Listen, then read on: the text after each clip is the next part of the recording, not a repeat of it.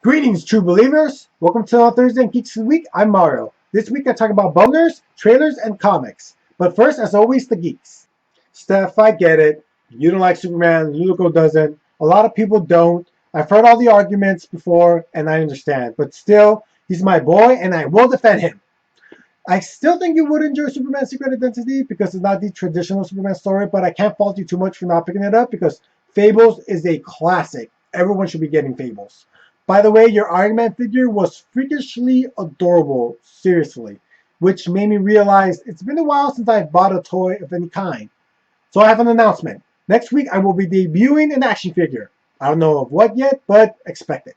Pyro, great video. I'm happy you got to meet Dante Brasco, and I'm super envious of your unboxing of Injustice because of all the cool extras you got. It looks really good. I know Steph got the same version, and here I can't even afford the regular one. So I'm going to have to go to GameStop and hope they have it on display so I could play it all day and not let anyone else take a turn because I'm the guy who does that. Or in the meantime, play my own version. This isn't right. Excelsior! Ludico, tell your mom to adopt me. I'll give you top bunk. I wasn't hating, it was a compliment. I'm very happy for you two. You two are perfect together and you take prom-like pictures. I'm excited to see more of your armor progress. I've seen some of it on Twitter and it's coming along very good. You asked us what was something in our craft that we wanted to try but haven't, or if we did, how did it turn out? Well, seeing this, I'm not an artist. I don't know how much I could contribute. I mean, I do fancy myself a writer. I've written short stories before, and I've always wanted to write a novel, but I just don't think I could hold anyone's attention for that long. So that's my answer. I hope that was helpful. Your second question is, what do we think of conventions that become so big it's difficult to get tickets to? I don't like it. It will deter me from going to a convention because first, I can be antisocial, so I don't like large crowds. And second, I don't want to have to jump through so many hoops just to get a ticket. I mean, don't get me wrong. I'm happy if a convention has become so big that everyone wants to go. That's a good thing. That's great. But it just sucks that people are going to be left out. So they should either host it somewhere bigger to accommodate more people, or I don't know what other possible solution there could be. If you think you do, give us ideas in the comments below. And finally, Nikki, I knew you were working on the cup song and you really got it down. Like, seriously. Well, I'm still working on how to drink from a cup. But I will catch up to you. I will. I promise.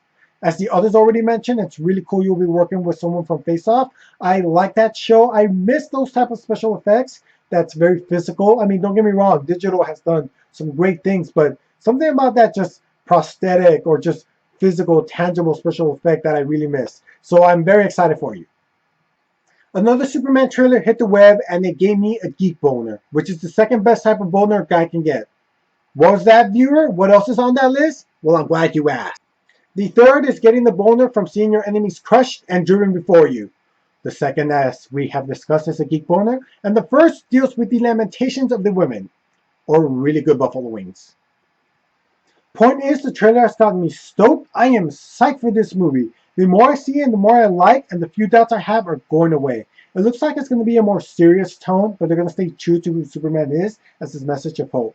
If you haven't seen it, go watch it now. Go. Leave this video. I will understand. There's a link below. Speaking of trailers, Star Trek Into the Darkness also released another one, and it looks incredible.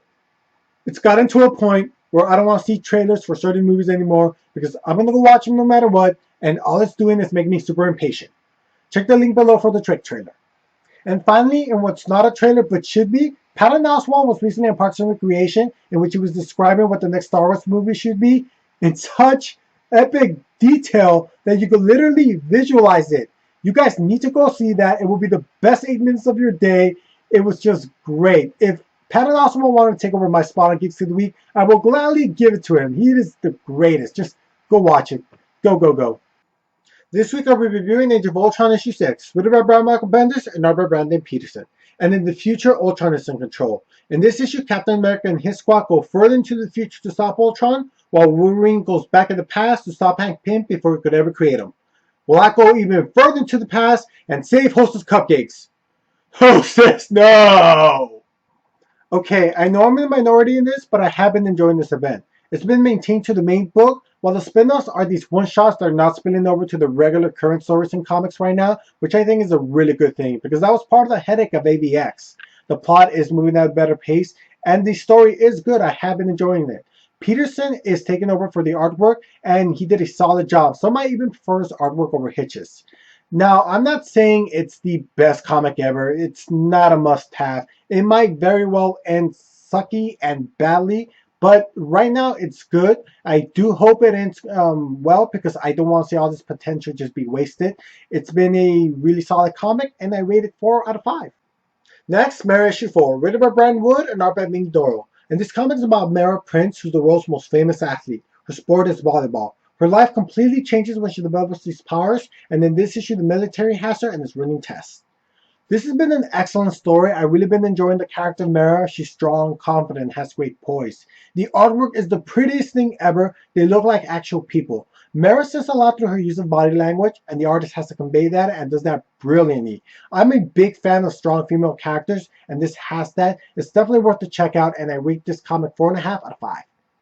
Next, Justice League issue 19, written by Geoff Johns and art by Evan Reyes. And in this issue, someone steals something very important from the Batcave. Superman and Wonder Woman interfere in a country they shouldn't have, and the backstory continues to be Captain Marvel versus Black Adam. So I'm going to give this issue major gut points because they did something bold. Superman and Wonder Woman did something almost straight out of Injustice, and this is regular continuity, so here they're playing for keeps. I really like that people have been scared of the Superman-Wonder Woman relationship because they are the two most powerful beings on the planet. This is still setting up for Trinity War, so it's a perfect jumping on point. Since the reboot, I really haven't been a fan of Justice League because it's just been weak to me, but Throne of Atlantis was decent, so hopefully it continues that trend. I rate this issue 4 out of 5. And finally, Vive issue 3, written by Sterling Gates and art by Peter Wood. Vive continues to work for Amanda Waller in the Justice League of America. Here he faces off against someone using the Speed Force. This issue was womp, womp, womp. Vive looks like a tool working for Waller. His character gets thrown into the deep end before they can even develop it. Even when Geoff Johns was writing it, I still wasn't feeling it. Stay away from this comic. I rate this 2 out of 5.